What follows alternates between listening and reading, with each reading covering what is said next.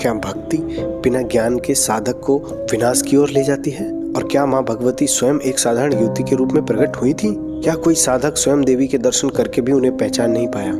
आज आप सुनेंगे एक ऐसी सच्ची घटना जिसने पूरे जबलपुर शहर को हिला दिया।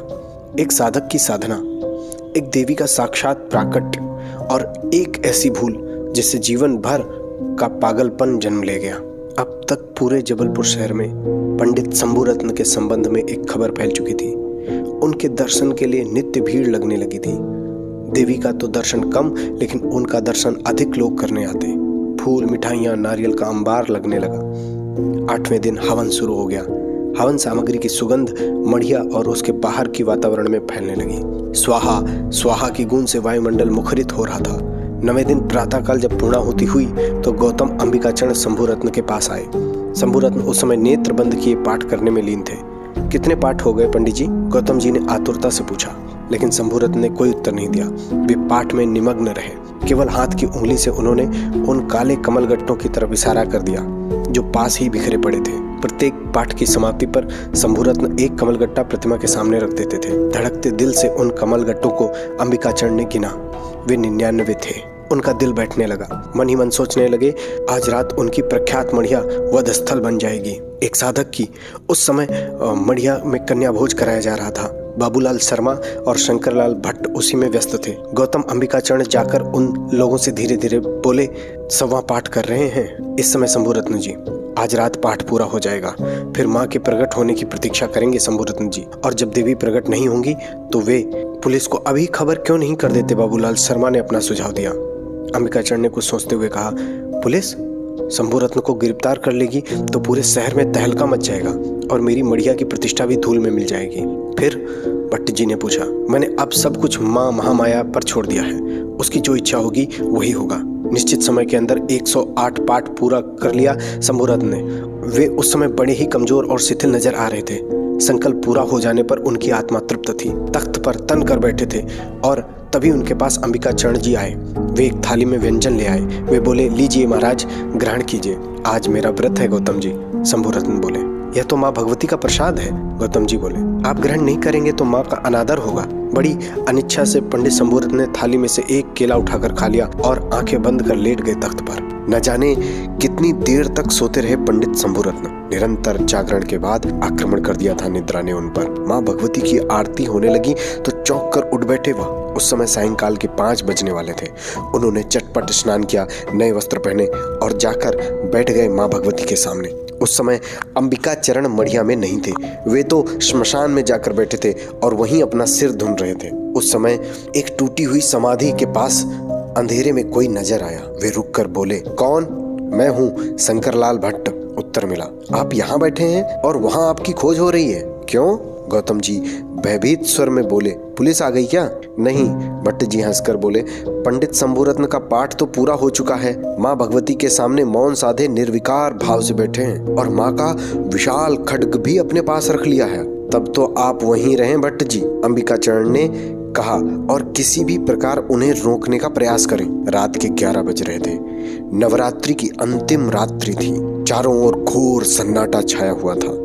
मढ़िया में दर्शनार्थियों का आना जाना लगभग बंद हो चुका था। टन टन कर 12 का घंटा बजा। उसी समय एक गौरांग वदना अति सुंदर युवती मढ़िया के भीतर आई। चौड़े लाल किनारे की रेशमी साड़ी पहनी हुई थी। उसके घने काले बाल खुलकर पीठ पर बिखरे हुए थे। मांग में लाल सिंदूर की पतली रेखा थी। चौड़े ललाट पर लाल सिंदूर का गोल टीका लगा हुआ था। गले में स्वर्णहार पहने थी। कलाइयों में शंख के साथ लाल चूड़ियां थीं। उस 16 वर्षीय युवती ने एक बार मुस्कुराकर भगवती की भव्य मूर्ति की ओर देखा और फिर पलटकर कटाक्ष कर मुस्कुराई, पाषाणवत बैठे शंभुरत्न महाशय की ओर देख करके। काफी देर तक उसी मुद्रा में देखती रही वह रहस्यमय युवती उस साधक की ओर। एकाएक ध्यान भंग हुआ पंडित शंभुरत्न का। आंखें खोलकर उस रहस्यमय युवती की ओर देखा और देखते ही क्रोध से तिलमिला उठे एक बार की। उन्हें लगा कि अंबिकाचरण ने उस युवती को उनका व्रत भंग करने के लिए उनके पास भेजा था। वे बोले कुछ नहीं।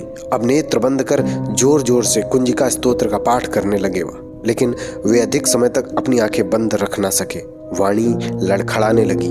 क्या हो गया उन्हें? अब तक वह युवती उनके बिल्कुल निकट आ चुकी थी और जमीन पर पैर पटक पटक कर जोर जोर से पायल बजाने लगी।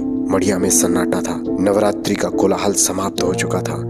शंभुरत्न की क्रोध से आंखें लाल हो रही थीं। उस अज्ञात नव यौवना को देखकर सामने रखा जल भरा लोटा उठा करके उन्होंने उस युवती के ऊपर फेंका।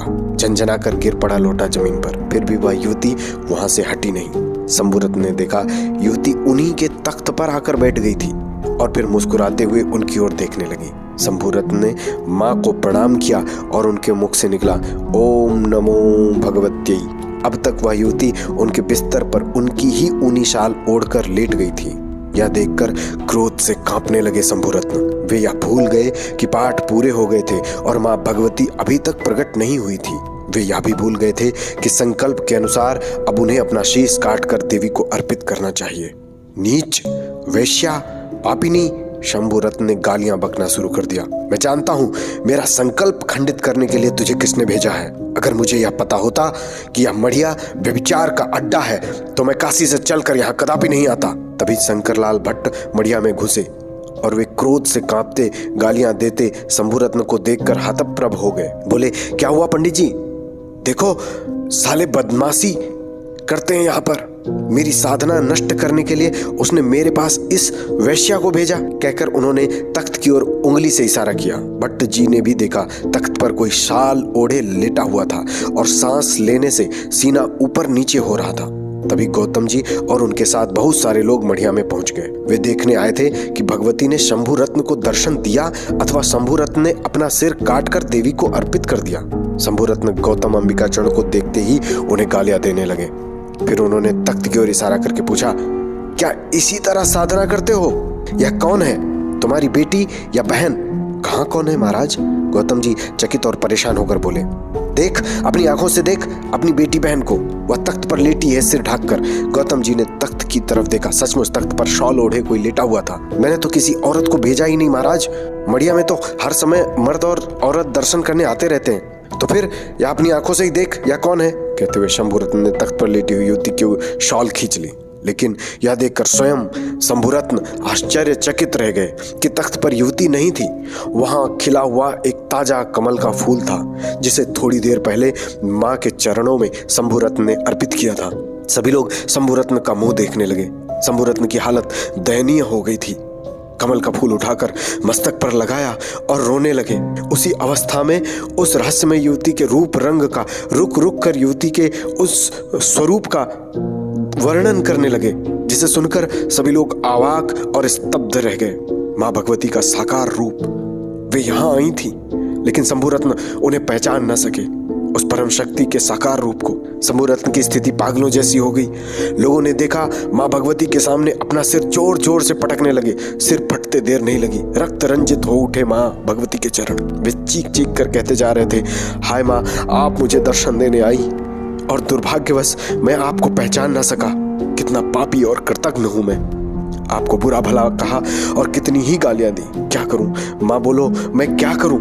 अब इस शरीर को रखने से लाभ ही क्या है? जीवन को समाप्त कर दूंगा मैं। अब तक काफी खून निकल चुका था उनके सिर से। वे बेहोश हो गए।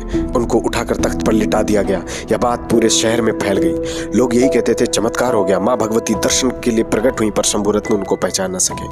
चैतन्य होने पर अपनी शुद्ध बुद्ध खो बैठे हमेशा के लिए शंभुरत्न। वे रुके नहीं। फिर जबलपुर से काशी लौट आए और पैदल चलकर के ही काशी पहुंच गए। यह घटना सत्य घटना है। लगभग 16 अक्टूबर 1952 की।